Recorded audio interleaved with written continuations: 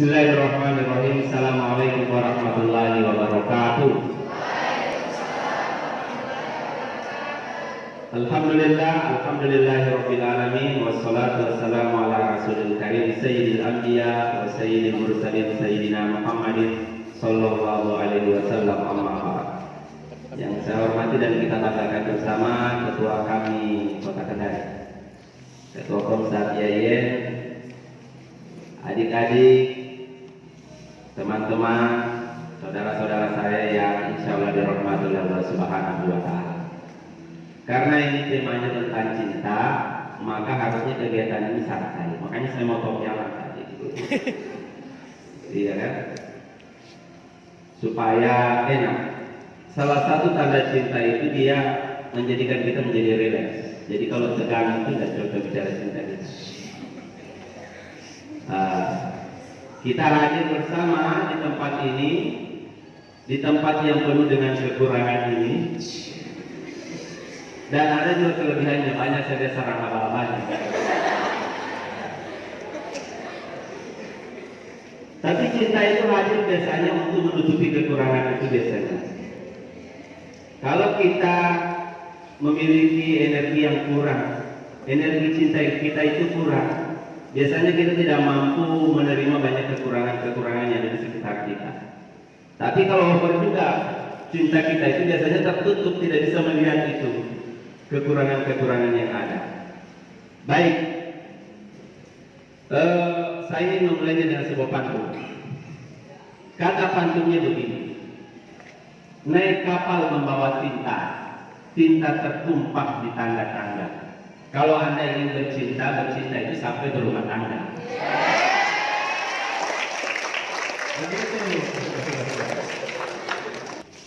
Cinta itu syubbatu minal iman. Perhatikan kitab-kitab itu, cinta itu syubbatu minal iman. Dia awalnya cabang keimanan dia cabang keimanan.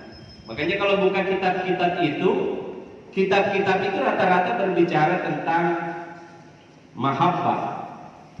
Umumnya kiai-kiai mubalik itu agak tabu membicarakannya. Saya termasuk yang tidak suka tabu dan tidak suka jaim. Makanya saya bicaranya bebas aja kalau saya. Ini harus kita bicarakan karena milenial ini membutuhkan tema ini. Daripada kita jaim-jaim kan. Tetapi sebenarnya kita juga terlalu memendam banyak masalah di dalam kehidupan kita. Terus terang saya tidak mempersiapkan tema khusus.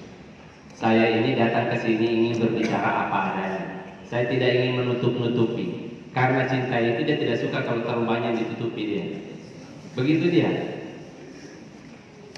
Tadi pemateri sudah Tadi moderator sudah sampaikan itu harus saya ralat itu. Saya bukan pakar bidang cinta. Saya ini adalah the prince of broken heart. Jadi kalau Anda itu mencari orang yang sukses dalam cinta, Anda salah orang, bro. Saya ini orang yang gagal banyaknya. Ya kan?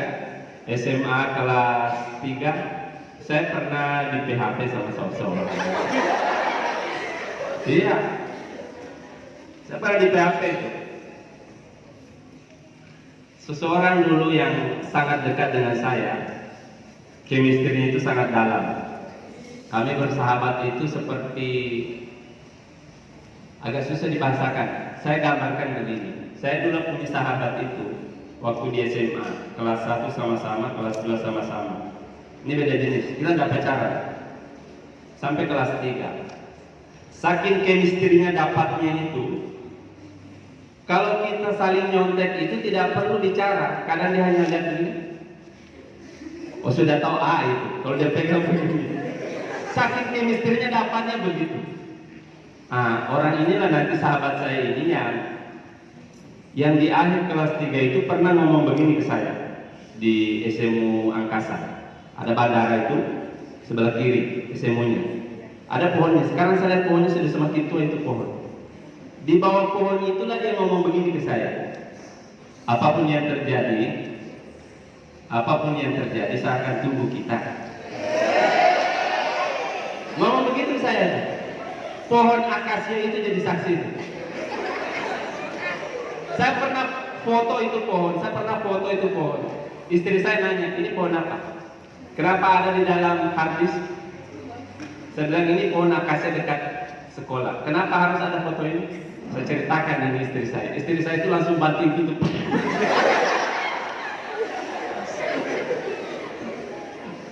Saya tidak diajak ngomong selama 4 jam. Besoknya aja ngomong lagi. Saya kan hanya mencoba jujur saja sebenarnya. Nah, orang ini pernah sampaikan itu ke saya begitu. Dia bilang apapun yang terjadi, saya akan tunggu kita. Pas tamat, saya dililit kemiskinan yang amat parah. Saya itu menderitanya minta ampun saya itu. Tinggal ganti Tuhan aja yang belum saya itu. Dilanda kemiskinan yang teramat sangat. Akhirnya saya kemudian pontang-panting dari satu pasar ke pasar lain, Baruga, Ranomito, berpasar mondar-mandir, mencari nasi untuk menegakkan tulang belakang. Ya. Belum sampai 1 tahun, diangkat mulai buka. Ada perlu ini Saya bilang apa? Dia bilang, tapi tidak apa-apa ini saya mau. Sebenarnya tidak apa-apa. Saya sementara buka jualan itu di pasar Ranomito itu, pasar yang lama. Mulai atur-atur itu jualan, bumbu dapur saya jual. Tapi dia bilang tidak apa-apa ini, saya bilang tidak apa-apa. Tapi saya tidak enak. Saya bilang bilangnya apa? Kakak mau bilang. Mulai dia tarik itu toh. Saya lihat undangan. Undangannya itu warnanya biru. Itu warna gue banget itu. Saya lihat undangannya, kabar buruk ini saya bilang. Baru dia kasih saya, dia bilang saya tinggalkan ini. Saya bilang tinggalkan saya. Dia pergi pura-pura lihat itu jualan, sambil dia intip saya ujung mata ini. Baru saya buka setengah itu undangan, saya lihat namanya toh. Itu tiba-tiba seperti dada saya itu kayak tasubak gitu tenggorokan.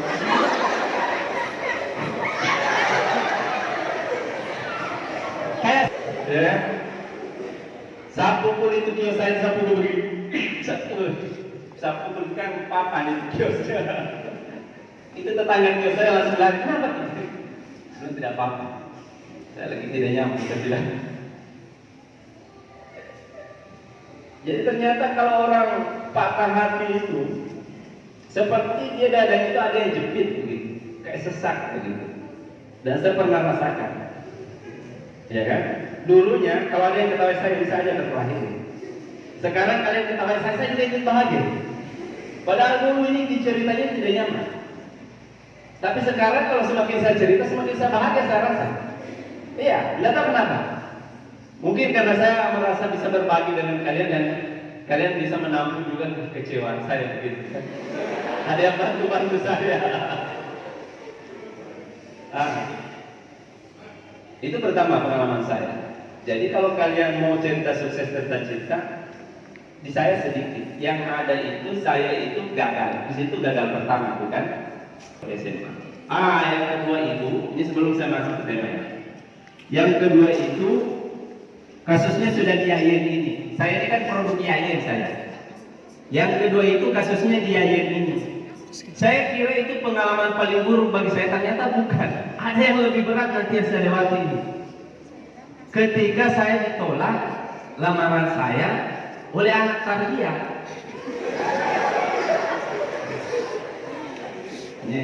Iya kan?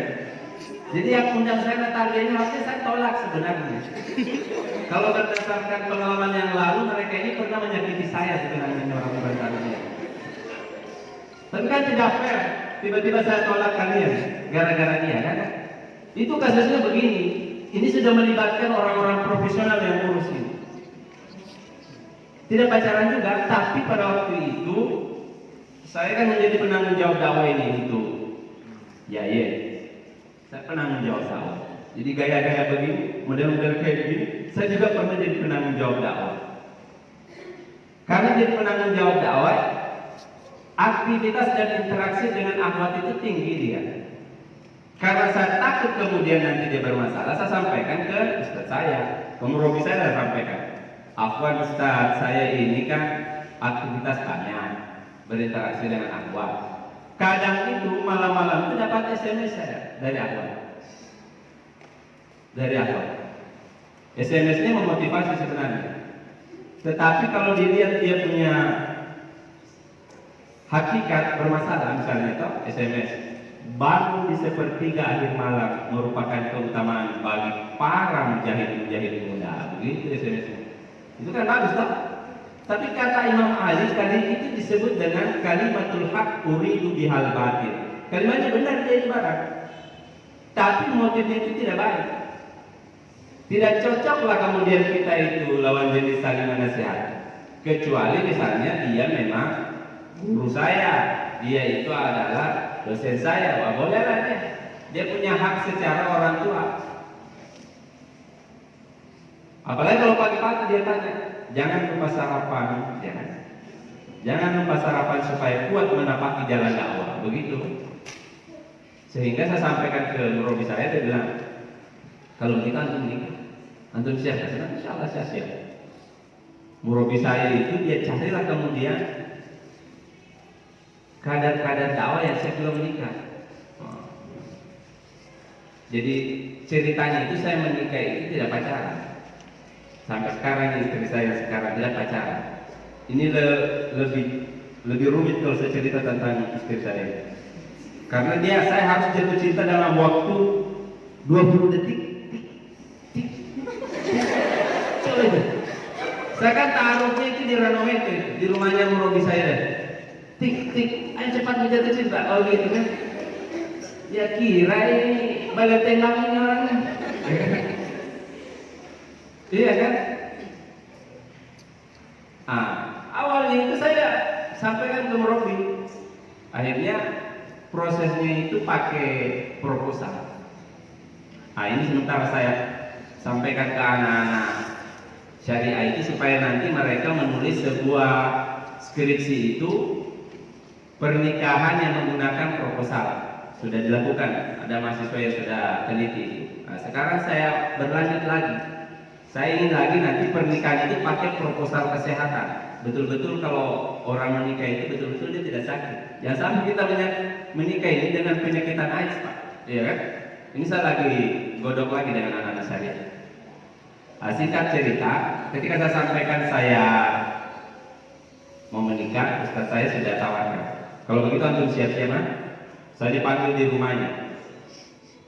Dikasihlah saya amplop. Dan itu isinya proposal.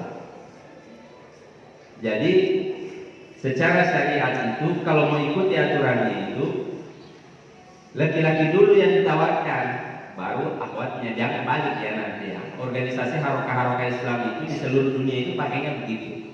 Jadi kalau kalian tanya apa mazhabnya, saya ini punya sanad harokah. Saya ini orang pergerakan. Meskipun kalau kalian lihat sekarang saya tidak terlalu seketat itu. Bahkan video pernikahan saya kan ada, ya kan? Saya dikasihlah kemudian proposal pernikahan itu saya baca, untuk saya bacakan. Kata ustaz saya kesannya begini. Saya dikasih proposal itu saya senang sekali itu. Saya ingat saya belajar pada waktu itu usul fikih. Almarhum Pak Nurdin Tahir yang menjadi dosen saya. Saya bawa dari Ranometo, puskesmas itu, yang puskesmas dulunya. Saya bawa masuk sini. Dulu masjidnya belum ini, masjid lama. Yang dia punya sumur itu menimba orang begitu.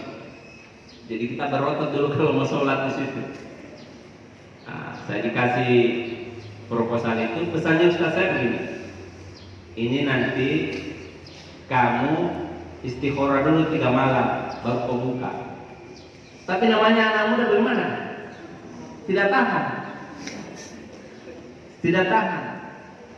Saya ini manusia biasa, dianggap soleh juga tidak terlalu soleh amat begitu. Saya mewakili seluruh kemudian kepribadian yang banyak kekurangannya pada waktu itu. Sampai sekarang juga begitu. Karena tidak tahan, saya dulu kuliahnya kan berjejernya dulu cuma 9 ruangannya di kampus STAIN dulu. 3 tarbiyah, setelah itu 3 syariah, setelah itu 2 dakwah. Itu ruangannya itu. Auditorium 1, masjid 1, rektorat 1. Karena saya tidak tahan, akhirnya saya pergi sholat hajat 2 rakaat di masjid sini. Sambil saya raba-raba itu amplop. siapa kayaknya di dalam ini barang, seperti apa ini sosoknya ini yang ditawarkan. Akhirnya saya buka itu dalam masjid lama, bukan masjid ini, masjid lama, saya buka. Baru kemudian saya rasa fotonya ini yang mengganggu. Langsung saya tidak buka namanya, langsung fotonya saya mau lihat siapa ini. Pas saya buka fotonya, astagfirullahaladzim, tidak bisa ditolak ini.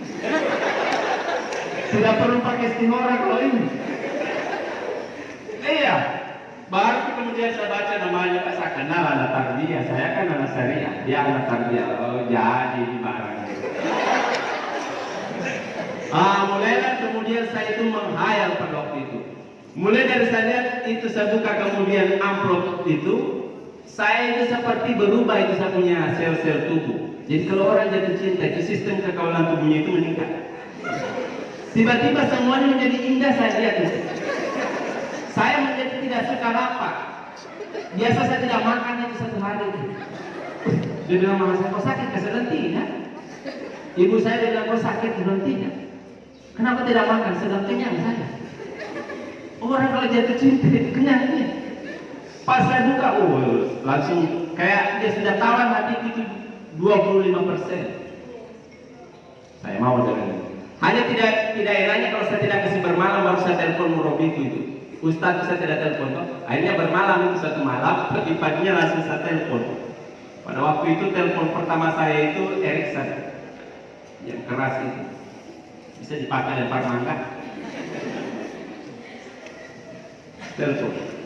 Nah, Ustaz saya datang, halo, assalamualaikum, kenapa akhi? Saya bilang, Ustaz, saya ini mau sampaikan. Alhamdulillah setelah saya sholat istikharah, padahal ini sholat ala kadarnya ini. Alhamdulillah setelah saya sholat istikharah, saya nyatakan siap lahir batin dengan akhwat ini. Murabi saya sempat proses. Saya kan bilang kita hari kita malam. Sebenarnya Allah, saya sudah siap. Ibu saya sudah kasih lihat, dia siap. Siap juga. Karena saya bawa nama-nama ibu, nggak berani Ustaz saya. Saya oke lah kalau begitu. Kalau begitu tunggu nanti tunggu 2 minggu proposalnya yang dikirim ke akhwatnya. Oke. Sabar kamu. Saya siap Ustaz, siap sabar. Tapi dia bilang siap juga kalau ditolak kan? Nah, siap. 2 minggu itu adalah waktu yang paling indah. Akhwatnya dulu di situ. Akhwatnya tinggal di situ. Saya dulu itu saking bahagianya tidak perlu lihat dia, cukup saya naik motor lewat di asrama itu sudah bahagia saya. Benar. Seperti itu ban motor pun dia tidak sentuh aspal. Seperti kayak ada lagunya. Aduh, saya itu langsung seperti kayak ada yang menyanyi. Tiba-tiba ban motor jadi begitu itu. Hampir saya ditabrak dulu itu kalau jam-jam. Jadi cinta itu menjadikan sesuatu yang sederhana, sebuah kekurangan itu bisa kita lewati. Sama dengan tempat ini. Terkadang kita di dalam ruangan ber-AC tetapi kondisi perasaan tidak nyaman, ya tetap tidak nyaman. Dalam kondisi seperti ini, ya dibicara cinta, ya enak-enak aja kita bisa ketawa. Susah ya ketawa sekarang. Ada orang harus keluar negeri ke Singapura, ke Malaysia baru bisa ketawa aja. Saya punya teman begitu. Susah sekali untuk mencari kebahagiaan. Terlalu mahal dia ongkosnya. Kalau kita kan murah, toh. Biar di bawahnya laba-laba, enggak apa-apa kita. Apanya saya tidak terlalu agak ketat ini masalah dalil-dalil, karena saya memang siang hari ini saya ingin berbicara tentang dari hati ke hati begitu, supaya jangan terlalu jadi bicara. Pas saya buka, saya nyatakan siap diterima, ustaz saya katakan oke 2 minggu. Itu 2 minggu enak sama saya gitu. Tiba-tiba itu saya, kalau ibu saya lagi perbaiki bunganya, saya dekat-dekat saya pegang-pegang itu bunganya gitu. Ibu saya, nah apa ini? Tiba-tiba saya suka bunga itu. Suka lihat siluetnya itu gunung. Tiba-tiba berubah itu. Jadi cinta itu merubah persepsi kita tentang alam sekitar. Dia sebenarnya energi positif. Cuma nanti masalahnya kalau dia itu dibawa oleh orang-orang yang tidak bertanggung jawab kan. Penjahat berkalung sorban itu kan banyak gitu kan. Buaya-buaya yang sudah mengalami evolusi maju.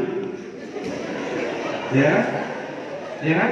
Kalau suaranya sudah beda sekarang kan. Assalamualaikum Mufti, begitu dia banyak ngomongnya sekarang. Itu evolusinya sudah maksimal tuh. Dia mengalami upgrade. Yang tadinya nakal bisa dibedakan ini, tidak cocok. Penjahat cinta ini, penjahat bertanggung sorban, sekarang ada bertanggung sorbannya. Aktivis dakwah. Dia mulai dengan nasihat-nasihat, setelah itu masuk dengan salam-salaman. Tetapi berakhir sebenarnya merusak hatinya orang-orang nih. Hanya hati-hati kalian, hati-hati sekali. Setelah kemudian saya nyatakan diterima, 2 minggu itu enak sama saja itu. Kalau saya naik motor itu senang sekali. Harusnya kan naik motornya lewat sini saja langsung masuk kampus. Enggak, saya mutar ke sana. Saya harus lewat di depan. Ini saya sampaikan apa adanya. Nanti kalian tiba-tiba nanti langsung unsubscribe saya, mau dia apa begitu kan? Ustaznya ini tidak baik sebenarnya. Tapi saya mau sampaikan apa adanya, bahwa saya punya kekurangan begitu di zaman dulu. Sampai 2 minggu berjalan, 2 minggu berjalan itu dia belum ada balasan. Makanya saya telepon Ustaz saya, apa Ustaz? Saya telepon kok malam-malam. Ustaz, boleh saya silaturahmi? Oh maaf, saya tidak bisa ini. Saya bilang ada yang perlu penting ini. Dia bilang telepon saja. Saya bilang bagaimana tentang saya? Ustaz saya dia ngomongnya begini. Masalah apa ya? Tidak enak sekali perasaan kita pas dia bilang masalah apa ya? Nah, saya bilang tentang Ustaz, masalah masa depan saya itu loh. Saya perjelas begitu kan. Dia bilang, oh itu antum harus sabar, perempuan itu tidak sama laki-laki. Mereka itu dalam mengambil keputusan itu suka panjangnya. Jadi kalian harus paham itu. Kalau kalian tidak sabar itu bahaya. Nanti tragisnya itu seperti kisah saya ini. Dia sudah ingatkan, perempuan itu dia punya sinapsis di otak itu rumit dia. Rumit. Itulah kenapa kalau dalam ilmu psikologi perempuan itu kan dia butuh berbicara minimal kalau pendiam perempuan itu 16.000 kata dalam sehari. Sedangkan laki-laki kalau dia cerewet itu hanya butuh 8.000 kata untuk sehari. Itu ilmu psikologi menyatakan begitu. Setelah oke Ustaz, saya akan tunggu. 3 minggu belum ada. Pas 4 minggu, oh sudah gelisah saya. Kita kan ketemu terus juga di sini. Saya itu sudah melihatnya itu seperti lampu hijau itu. Karena kalau ketemu dia ketawa itu, dia senyumnya itu tidak berlangsung 1 menit tapi hampir terasa seumur hidup itu. Ketemu saya di sini kan jalannya cuma 1. Belum ada jalan kayak banyak ini, belum ada. Semuanya di situ terfokus kita. Ketemu saya pun dia senyum. Jadi hati-hati kalau kalian senyum, meskipun ada hadisnya tabassumuka liwajahi ahlika fahuwa sadaqah. Tapi ternyata itu tidak boleh berlaku untuk ikhwan akhwat yang kemudian bisa menyebabkan konflik interest kayak begitu. Iya. Karena itu senyuman, itu juga nanti senyuman yang kemudian sangat menyakitkan dan seumur hidup yang pernah saya rasakan. Karena kan saya membacanya ini lampu hijau di barangnya. Saya sudah bayangkan itu selama 3 minggu itu sudah bayangkan kita akan naik pelaminan. Bajunya itu saya sudah bayangkan warnanya apa, pelaminannya menghadap kemana, setting rumahnya menghadap kemana. Bahkan saya sudah bayangkan itu nanti kita kejar-kejaran di Pantai Nambo itu. Sudah bayangkan itu. Coba bayangkan toh, saya naik di tempat tidur biasanya jam 10, tertidurnya setengah 3 saya itu. Ngeri sekali kan itu. Orang kalau lagi di dalam dengan cinta itu ngeri itu. Saya biasanya naik di tempat tidur jam 10, tidurnya setengah 3, mata terpejam, hati tak bisa tidurnya. Mata aku tertutup tapi hati tidak bisa tidur dia. Terputar terus membayangkan, oh nanti kita pakainya baju pestanya warna biru. Saya sudah bayangkan begitu. Pas minggu keempat saya telepon Ustaz saya. Ustaz, bagaimana kayak saya? Kondisi saya ini tergantung begini kan? Tidak nyaman nih kondisinya, tergantung. Kata Ustaz saya begini. Oke, nanti saya telepon ustazahnya. Saya tanyakan, apakah maunya mereka itu? Kenapa dilambat-lambatkan? Pak Ustaz saya boleh juga marah toh? Ini soalnya ini murid kesayangannya dipermainkan toh? Saya murid kesayangannya Ustaz saya. Saya kan paling rajin, kalau pengajian saya paling rajin. Orang belum datang saya sudah datang atur-atur makanan apa segala macam. Sampai minggu kelima Tiba-tiba ustaz saya nelpon malam-malam itu setelah sholat maghrib. Assalamualaikum. Waalaikumsalam. Kenapa suaranya ustaz saya lain-lain Pak? Apa nanti aku bisa datang ke rumah? Insya Allah bisa Ustaz. Tapi saya sudah tidak nyaman. Tapi saya berprasangka baik, mungkin dia itu suaranya karena dia lagi flu. Jadi agak-agak tidak nyaman didengar. Saya naik motor itu. Motor pertama aku dulu itu Supra Fit Tapo itu. Ya kalau dia jalan itu lampunya kemana-mana begini. Jalannya dulu masih satu arah ke sini, belum jalur dua begini, satu arah. Saya lewat di situ Lapas, tempat lewatnya Pak Dia saya gitu, Lapas, kemudian ke Ranometo. Di puskesmas Ranometo itu saya masuk, belum direhab seperti sekarang, dulu ada perumahannya. Masuk. Kenapa ini tidak ada orang ini? Bukankah ini mau membicarakan masa depan saya, gitu kan? Kenapa dia sepi ini barang kan? Oh, tambah tidak enak perasaan itu. Pas saya kemudian turun dari motor, saya sandar kayak saya ketuk pintu. Assalamualaikum. Oh, dia jawab, Ustaz saya tidak enak sekali bu suaranya, kayak setengah mati dia keluar. Biasanya kan dia enak, periang ceria, tiba-tiba tidak enak. Saya mulai tidak nyaman itu. Dia bilang, antum masumi dulu, duduk di situ. Saya masumi dulu itu. Lama nggak tahu dia bikin apa itu Ustaz, keluar. Dan saya sudah tidak nyaman, kan tidak ada orang. Harusnya kan dibicarakan ini proses ta'arufnya, kita mau mengfitbah ini kan. Pas saya duduk itu, Ustaz saya keluar. Saya lihat mukanya itu seperti orang yang sakit tifus 7 tahun. Selalu ini tanda-tanda ya. Dia mulai kemudian berbicara. Baru kalimat pembukanya itu saya sudah bilang nggak usah ditolak. Kalimat pembukanya itu kayak tauhid kematian. Ada innalillahi wa inna ilaihi raji'un itu dia bahas, masih saya ditolak ini. Lamaranku ditolak ini. Dan betul ditolak itu. Banyak sekali nasihatnya tidak masuk di telingaku. Tiba-tiba kayak saya begitu Ustazku. Ini Ustazku dia sakiti betul saya. Dia hancur saya. Banyak sekali nasihatnya, tidak ada yang masuk di telinga. Kayak tak sempat telinga itu. Itu mata berkaca-kaca kayak ada yang mau jatuh airnya tapi tidak bisa. Kayak berkaca-kaca tuh. Yang saya bisa tangkap itu, kamu harus sabar, kamu harus sabar. Iya enak kamu ngomong begitu.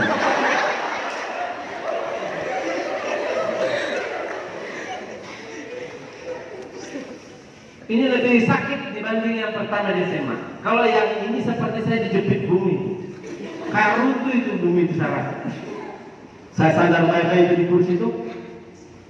Tidak pernah saya bicara. Banyak bicaranya Pak, tidak ada yang masuk. Tidak pernah saya bicara. Tidak bisa saya bicara. Saya bilang apa? Tidak jadi lagi ini barang ternyata. Padahal saya sudah bayarkan. Saya sudah sampai di nomor kejar-kejar dalam mimpi. Sudah jauh sekali saya itu. Sudah bayangkan kita nanti pegang anak sama-sama. Begini. Hilang itu. Harapanku tiba-tiba lenyap itu. Akhirnya saya izin. Saya izin dulu. Saya balik dulu sampaikan ke ibu saya. Ini permasalahan beratnya ini karena ini saya sudah melibatkan ibu.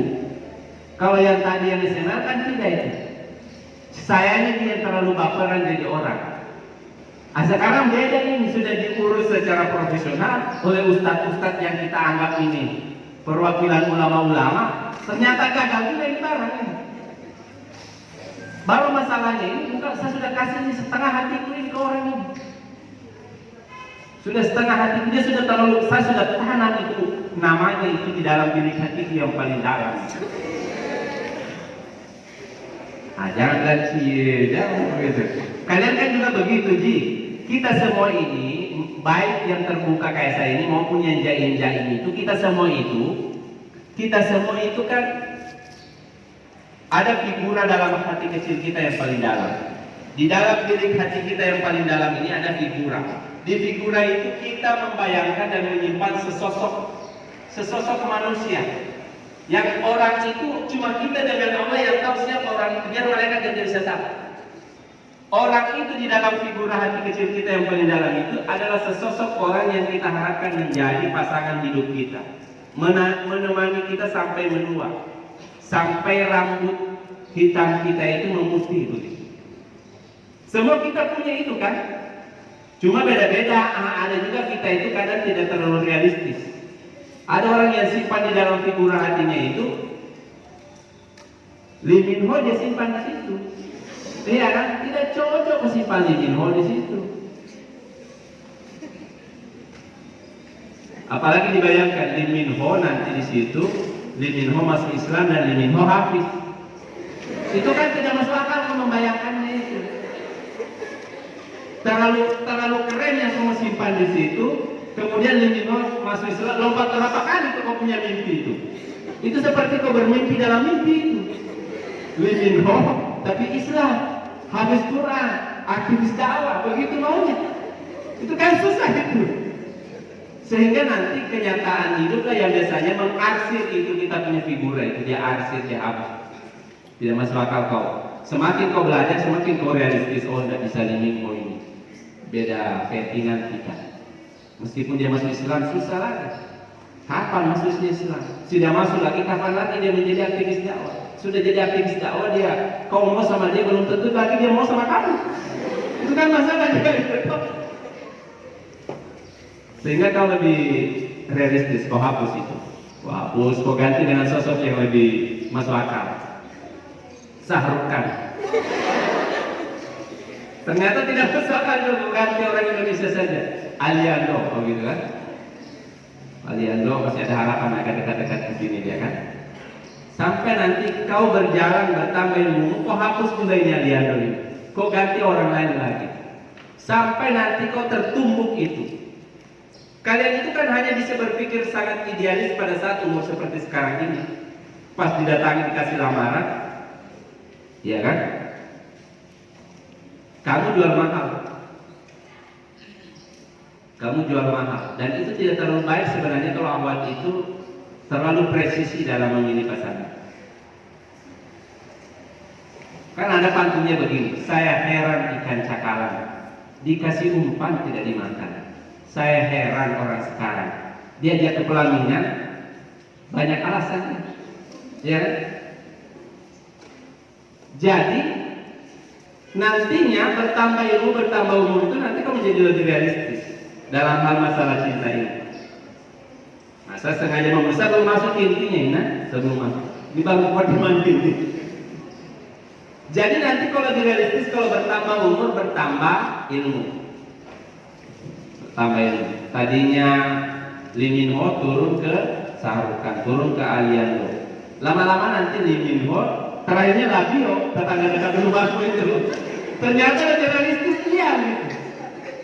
Iya kan? Kan kalau umurmu di umur 19 tahun, 20 tahun lebih begini, kalau orang datang pasti bilang siapa kami ya? Tidak level kita bos. Gayamu itu dia kalah-kalah, siapa namanya dia tidak bisa buka salah gitu. Ya, ini Ramadan itu tidak bisa buka salah. Kamu orang jangan, sebelum orang menikah belajar buka salah. Tidak cocok kalau kamu orang tidak bisa kamu buka ini, tolong, tidak cocok. Detik saling ngomong tidak bisa, tidak cocok. Kalau kau cuma lahir di dalam sungainya kan tidak cocok, tidak bisa kamu buka ini. Kamu itu malahan bisa kupasnya lewat begini kan? Harus lebih bisa dia dibandingkan dia kan? Umur 25 tahun, kau mulai lebih realistis. Ada orang datang kau mulai, oh siapa ya? Tapi kau sudah mulai hitung, tidak bisa ini, tidak bisa jadi imam ini. 30 tahun umurmu kau belum datang kemudian jodoh itu, kau mulai gelisah. 30 tahun, kau mulai gelisah. Apalagi kalau sudah 35 tahun, 20 tahun sampai 25, siapa kamu ya? 25 sampai 30 siapa ya begitu. 30 sampai 45 siapa-siapa saja begitu. Yang penting ada teman hidup begitu kan. Siapa-siapa saja. Benar ini. Saya ingin menarik ini terlalu idealis ini sebenarnya. Di dunia aktivis itu tema-tema cintanya itu dibahas terlalu idealis dan itu tidak bisa dipakai nanti dalam kerangka praktek. Yang saya sampaikan ini yang bisa kalian pakai praktek. Kerasnya kehidupan nanti. Saya ini 2 tahun menjadi konselor pernikahan di Pengadilan Agama 2010-2011. Saya ini melihat cinta-cinta orang itu berakhir tragis di meja pengadilan. Yang menikah 5 juta, 70 juta, 150 juta, kandas di pengadilan. Makanya saya kalau berbicara tentang begini, saya ingin menariknya lebih realistis, jangan terlalu jauh begitu. Saya lanjutkan ceritanya yang tadi. Saya pulang, saya kasih tahu saya kalau bisa pulang. Pulang dengan kondisi ada kayak yang mau jatuh di air mata, ada air yang mau menetes di sini tidak mau keluar. Saya sudah bersih begini tidak mau keluar, kayak berkaca-kaca mata itu. Saya naik motor, itu kayak diinjak aspal itu motor fisik, full gas itu dari sana ke sini. Kalau ada mobil dari belakang dia gila saya dari bandara, kencang-kencang mobil dari bandara. Kenapa ini gas tidak mau dia? Nanti bisa rasa tidak sampai 1 menit, sampai misalnya di situ di hutan baru gas itu, semua belok. Ini saya lewat asap putar bang, saya lewat situ. Saya singgah ada di situ deker situ, jembatan situ. Saya tidak siap. Apa saya mau kasih tahu ini mamaku? Masa saya mau kasih tahu saya ditolak? Saya ini jarang kemudian menyampaikan begitu ke ibu saya. Saya perbaiki dulu nafas saya, tiba-tiba bunyi HP saya. Saya lihat, Ustaz lagi, apakah lagi ini orang? Apakah tidak cukup dia kasih sakit saya orang? Tiba-tiba sampai cerita saya. Ini orangnya. Saya perbaiki perasaan baru saya kata, Assalamualaikum Ustaz. Kenapa Ustaz? Dia bilang, antum lupa helmnya antum. Iya kakak, saya tidak pakai helm pula. Astagfirullahaladzim, gila benar di bareng sebenarnya. Antum lupa helmnya antum. Iya kakak, saya tidak pakai helm pula.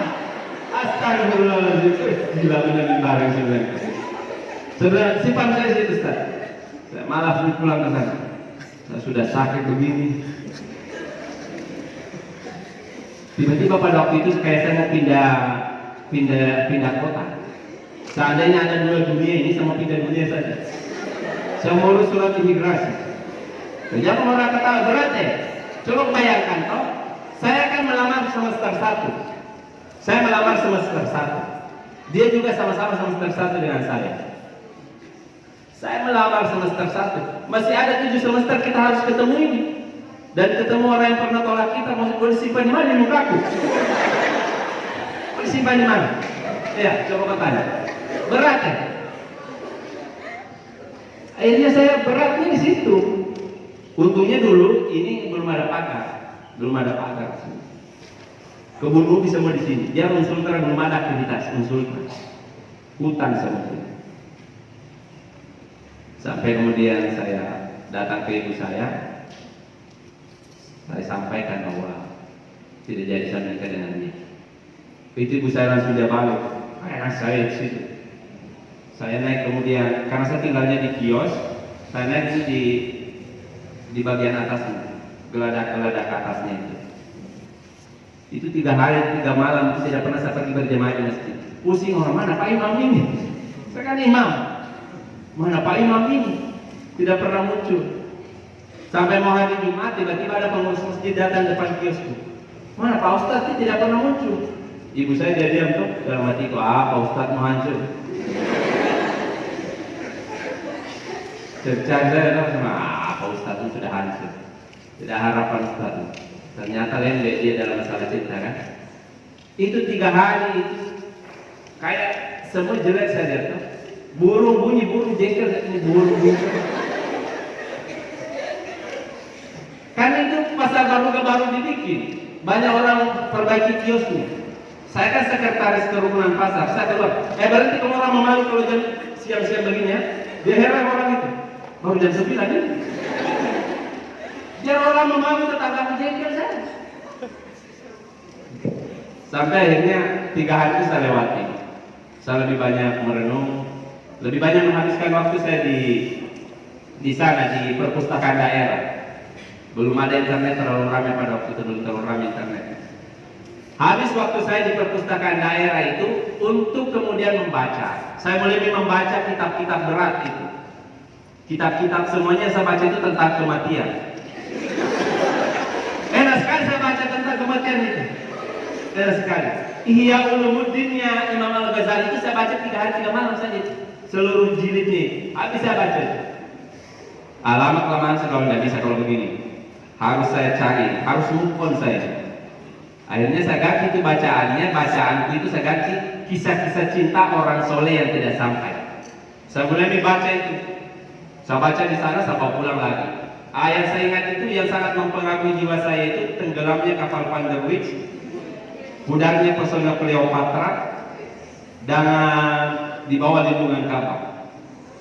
Itu saya bawa di bawah lindungan Ka'bah itu, saya baca itu. Saya ini di kios saya, lantai 2. Saya baca itu. Bahasa itu buku menetes air mataku. Sama betul nasib punya orang ini. Sama betul nasib punya orang ini. Saya di situ. Coba pakai ini buku. Kayak buku bahasa itu buku.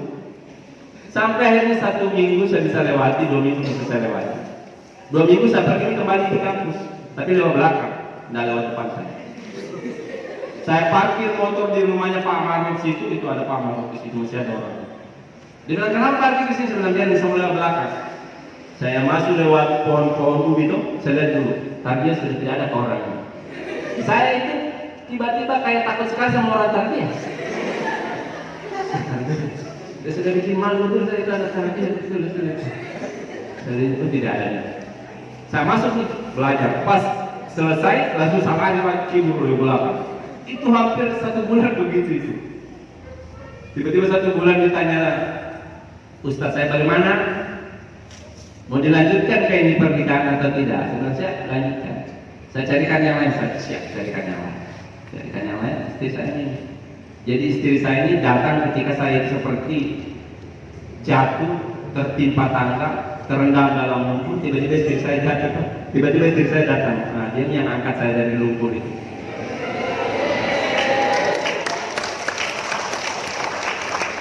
Saya itu dalam kondisi porak-poranda itu, hancur-hancuran.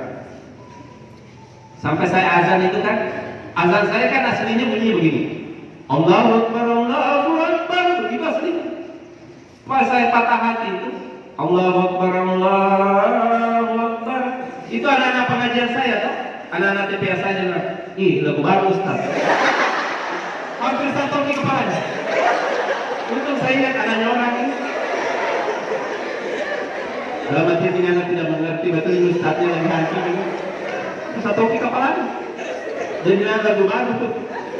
Kan biasanya itu agak semangat. Oh, saya kan pakai bayar itu kalau azan. Nazamnya bayar. Tiba-tiba begitu tuh. Anak TPH kan bilang ini lagu baru Ustaz.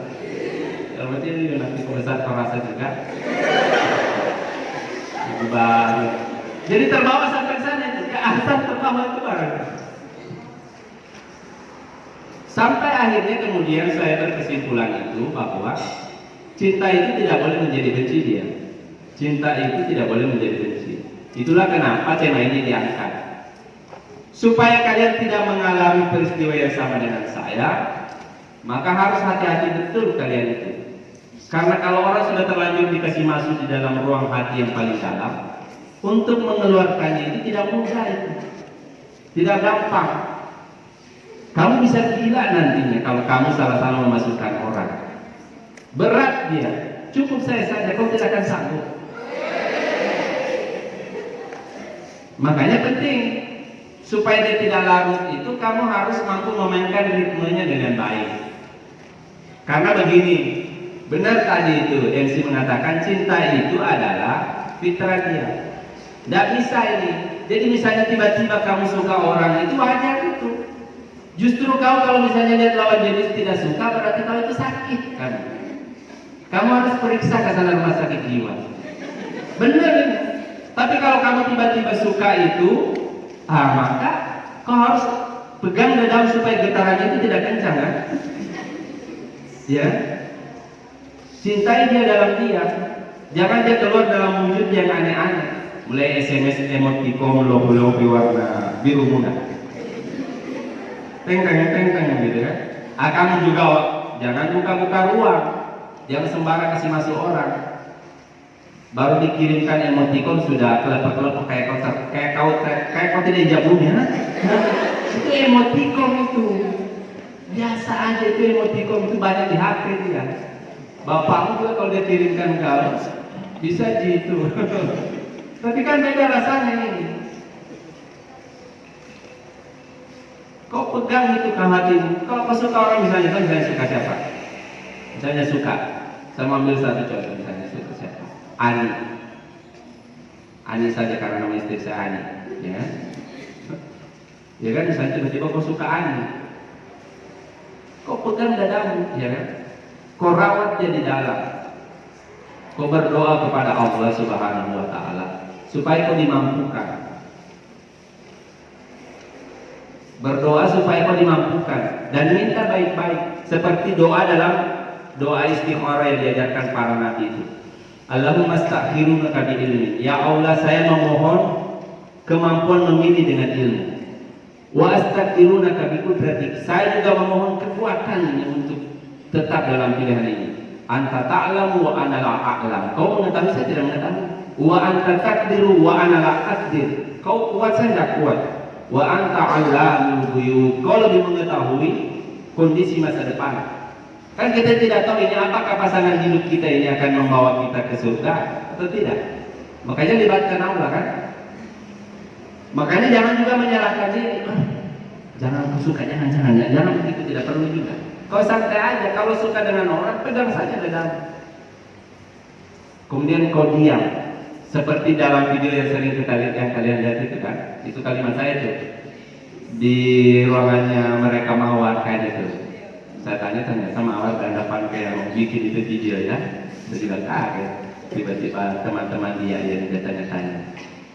Biasanya kan saya bikin sendiri. Tapi yang pakai emoticon musik-musik begitu itu bukan saya itu. Tiba-tiba anak saya yang mau masuk SMP itu dulu Pak, musiknya gaul sekali. Ya kan? Kemudian kita mengalami nanti kondisi seperti itu. Kita itu mencintai dia dalam diam. Boleh nih. Selama dia belum keluar dalam bentuk sifat, kirim emoticon yang aneh-aneh, kau rawat di sini. Misalnya kau lihat pas dia naik angkot, ya Allah, Ani, ya Allah, gitu kan? Kau santu-santu itu mobilnya begitu, masih boleh begitu, ya kan? Sama dulu waktu SD kan? Bisa ceritakan waktu SD itu. Biar bekasnya itu orang yang kita suka itu, kita pergi duduk-dudukin di waktu SD itu. Sudah tenang jiwanya kita itu, ya Allah. Jadi mempengaruhi memang itu. Ini saya mencoba membuka ruang-ruang yang biasanya Ustaz malas buka, tapi saya mau buka. Kita jujur-jujur saja sambil kita menjaga nanti sikap kita ke depannya ini. Kan ada orang itu memang dia, kalau kemudian kita berinteraksi dengan dia justru berbahaya. Makanya penting nanti kita menjaga jangan terlalu larut. Larut dalam artian begini. Meskipun nanti kau sudah jaga, pilihanmu tetap dua. Kamu harus bisa membawa cintamu itu ke pernikahan. Karena terminal terakhir dari cinta itu adalah pernikahan. Maka pastikan kalau kau kemudian mencintai orang itu, kau pastikan bahwa cintamu itu bisa kau antar sampai di pernikahan. Jangan berani memetik bunga kalau takut terkena durinya. Jangan ketuk hati wanita kalau kau takut ketemu walinya. Jangan coba-coba. Jadi kalau kau sudah berani garu-garu orang, berarti kau pastikan itu berarti kau bisa ketemu dengan bapaknya itu yang berfungsi itu nanti. Kita tidak boleh nanti terlalu larut sampai dalam sana. Karena semakin misalnya ada orang kalau terlalu tanam di dalam hatimu itu, masalahnya begini. Kenapa kita itu dalam Islam itu dilarang untuk pacaran? Ini kan Pak. Saya mohon maaf nih kalau ada terlalu keras di bagian sini.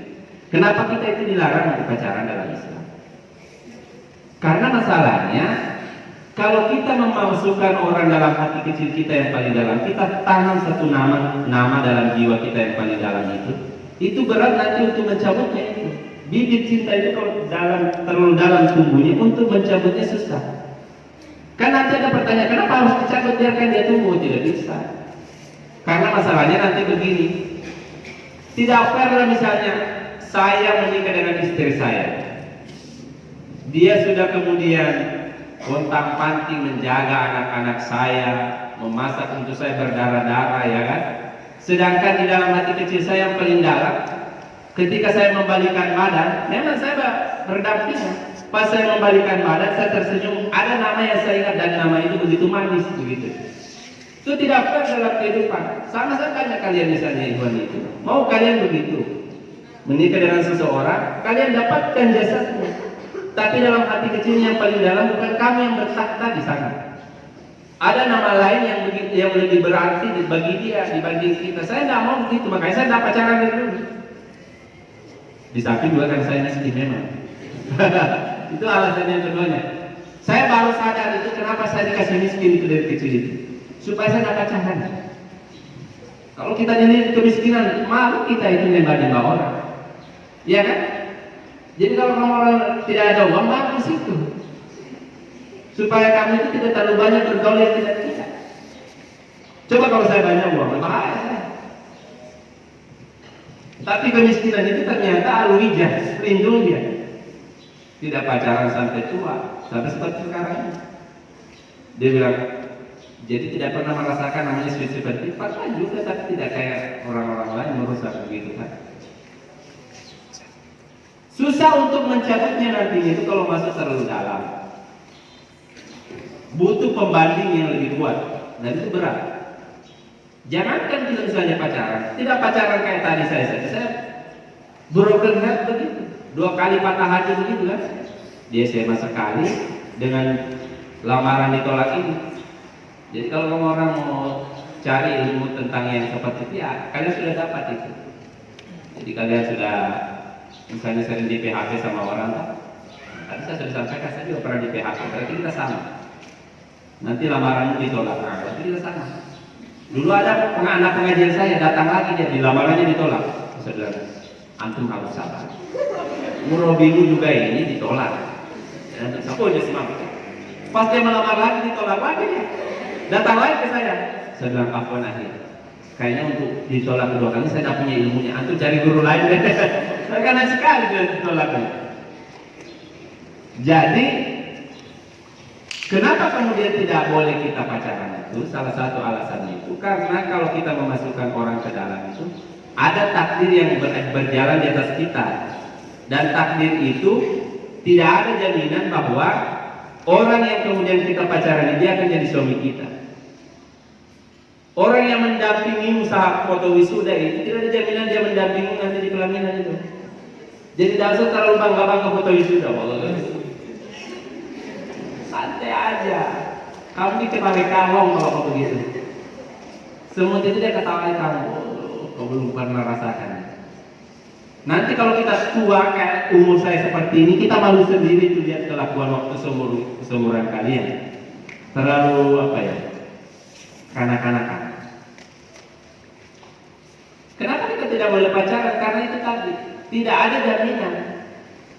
Tidak ada jaminan bahwa dia yang akan mendampingi kita menghabiskan masa tua. Tidak fair dong misalnya. Orang yang mendampingi kita masa tua, sedangkan dia hanya dapatkan sisa-sisanya orang lain.